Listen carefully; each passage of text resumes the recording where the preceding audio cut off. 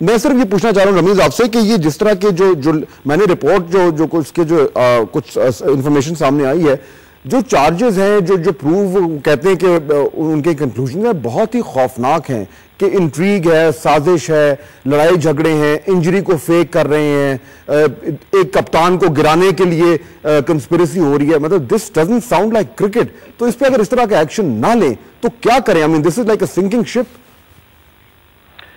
देखिए, कप्तान जो है वो रिस्पॉन्सिबल होता है टूर के ऊपर ये सारी चीजें ना होने दे।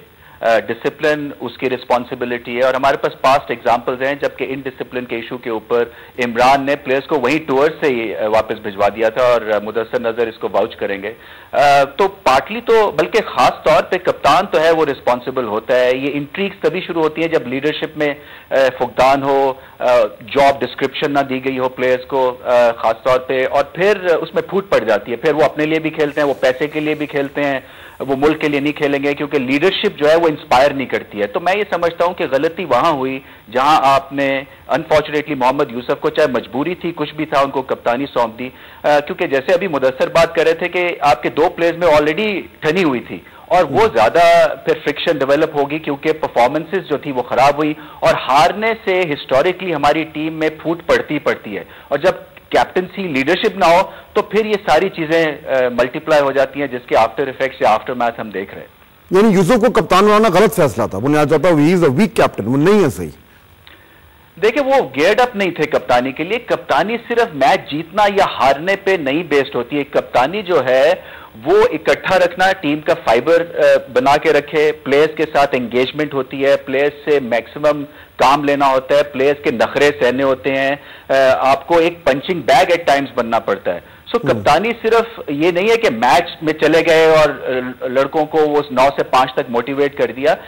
कप्तानी जो है वो असल काम उनका 5 बजे के बाद शुरू होता है कि इस ग्रुप को कैसे इकट्ठा करना, और बहुत ही मुश्किल काम है। मैं ये नहीं कहता हूं कि आसान काम है, क्योंकि डिफरेंट बैकग्राउंड से आए हुए हैं। आप 19 साल की उम्र में आप देखें ना, उमर अकमल 19 साल का बच्चा है, बेइंतहा टैलेंटेड है, मगर पैसा भी है, इज्जत भी मिल गई, शोहरत भी मिल गई। अब इसको कैसे संभालना है, वो एक अच्छा ही कप्तान इनको गाइड कर सकता है, एक अच्छी मैनेजमेंट गाइड कर सकती है, जो ये बताइए जी। ये तो हो गया, इनको प्लेयर्स को तो फाइन भी हो गए, सजाएं भी हो गई, बैन भी हो गए।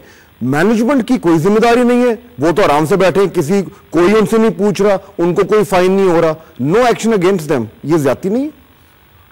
या मैं तो सवाल कर रहे हैं। जी आपसे मुदस्सर साहब। ये देखें, जैसे रमीज बात कर रहे हैं कि मेन जो पार्ट प्ले होता है वो होता है कप्तान का। मैनेजर फैसिलिटेट करता है काफी सारी चीजें, लेकिन जो मेन चीज होती है कप्तान होता है। टोटल कंट्रोल जो होता है वो कप्तान का होता है। अनफॉर्चुनेटली जो कप्तान हमने बनाया, एक तो पहले तो ही वाज़न्ट विलिंग, जो कि आपकी अगर जो रिपोर्टें आई उन पे बंदा यकीन करे तो इफ ही वाज़न्ट विलिंग आपको कप्तान बनना ही नहीं चाहिए। दूसरा ये मैंने देखा है कि इसी तरह के जो कप्तान हैं, जब आप उनको विलिंग नहीं होते, जब टूर पे चले जाते हैं, उसके बाद इनसे परफॉर्मेंस नहीं होती, उसके बाद एकदम से हाथ खड़े करते हैं मैं तो बनना नहीं चाहता था या मेरी टीम नहीं थी। तो जब आप टीम मैनेजमेंट की बात करते हैं, आपकी या रकीब की या आकिब की, वो इतने बड़े प्लेयर नहीं होते इसमें।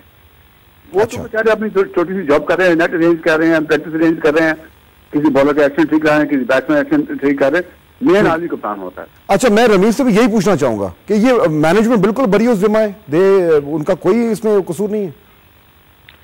देखिए, मैनेजमेंट जो है वो इसलिए जिम्मेदार होती है क्योंकि रिफ्लेक्ट करती है जो केओस है टीम में, वो रिफ्लेक्शन है कि कहीं ना कहीं कोताहियां हो रही हैं मैनेजमेंट में भी, इसमें कोई शक नहीं है। जैसे मैंने कहा कि प्लेयर्स को पिक करना, कप्तान अनाउंस करना, मैनेजमेंट अनाउंस करना, उनके साथ एंगेजमेंट रखनी। और मुझे काफी हैरानी होती है क्योंकि देखें, ये प्लेयर्स जो हैं ये पैसे लेते हैं, सेंट्रल कॉन्ट्रैक्ट है विद द बोर्ड, और फिर भी उनके जो वर्किंग रिलेशनशिप है वो अभी की नहीं, हिस्टोरिकली बड़ी खराब रही है। क्योंकि वो जो एंगेजमेंट हम समझते हैं कि होनी चाहिए, जो अच्छे डिसीजंस हम समझते हैं कि लेने चाहिए, और जो साफ नजर आ रहे होते हैं कि कोई भी एक लेमैन भी ये समझ सकता है कि ये डिसीजन होना चाहिए, वो नहीं होता।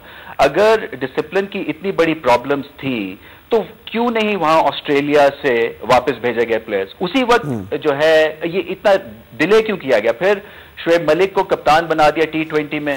अगर उस टाइम एक्शन ले लिया होता तो यहां तक ये नौबत ना आती, आप ये कह रहे हैं? अब मैं ये कह रहा हूं कि उसी वक्त एक्शन लेने की बात होती है। आपके पास टूर की डिसिप्लिनरी कमेटी होती है, उसको फैक्ट्स पता होते हैं, क्योंकि जब आप मैसेज वापस भेजते हैं उस वक्त तक बहुत टाइम गुजर गया होता है और उस वक्त तक सारे प्लेयर्स जो हैं वो अपने अपने लिए खेल रहे होते हैं, फूट पड़ चुकी होती है। तो इसको जो डैमेज कंट्रोल की बात हम करते हैं ना, और ये पहली दफा नहीं, ये 94 टूर जबकि शेन वॉर्न और मैच फिक्सिंग की इश्यूज श्रीलंका में पाकिस्तान के लगे थे, तब भी जो है उस वक्त एक्शन लिया था, बाद में आके लिया था, and by that time it was too late. ठीक है, अच्छा जी briefly please ji.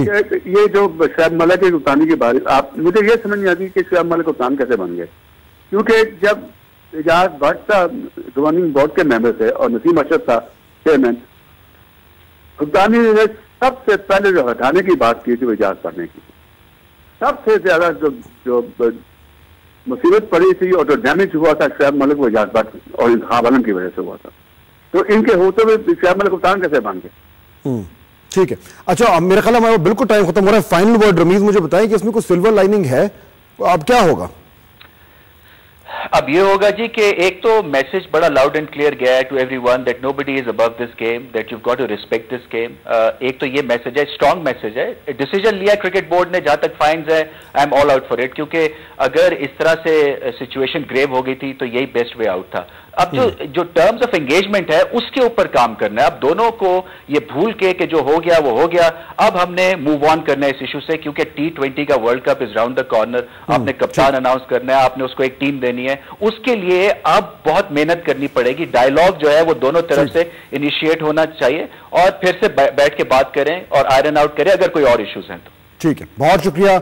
Very important topic, we are grateful. Rameez Raja, Mudassar Nazar, दोनों ने हमें ज्वाइन किया, बता रहे थे कि पाकिस्तानी क्रिकेट में जो आज हुआ, जो कुछ हुआ उसके क्या नताइज होंगे, क्या रिपरकशंस होंगे, आने वाले दिनों में क्या होने का इम्कान है।